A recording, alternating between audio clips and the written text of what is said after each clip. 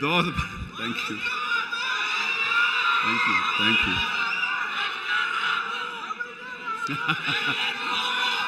Yes, ఇందాక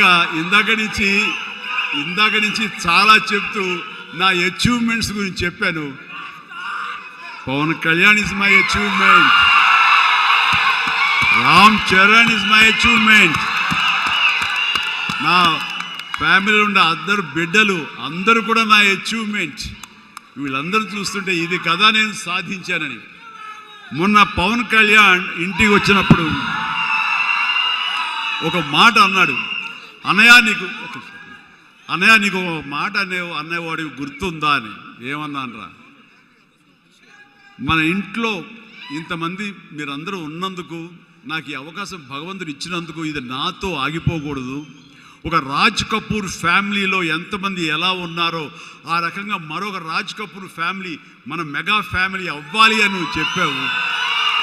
ఈ రోజున చూస్తుంటే తలుచుకుంటే నీ మాట ప్రభావం, నీ మాట మంత్రంగా ఈరోజు పనిచేసి మన ఫ్యామిలీలో ఇంతమంది 90 ఉన్నావు, 10 మంది దాకా ఉన్నావు అంటే కనుక నీ మాట పవర్. ఎందుకంటే నువ్వు చాలా నిష్కల్మషంగా అంటావు, అనేదో కన్విక్షన్తో అంటావు, అందులో ఎలాంటి పొల్యూషన్ ఉండదు కాబట్టి దానికి బలం ఎక్కువ అన్నయ్య. మంచి మనసుతో అంటావు, పాజిటివ్తో అంటావు అని కళ్యాణ్ బాబు అంటే అవును కదా అనుకున్నాను.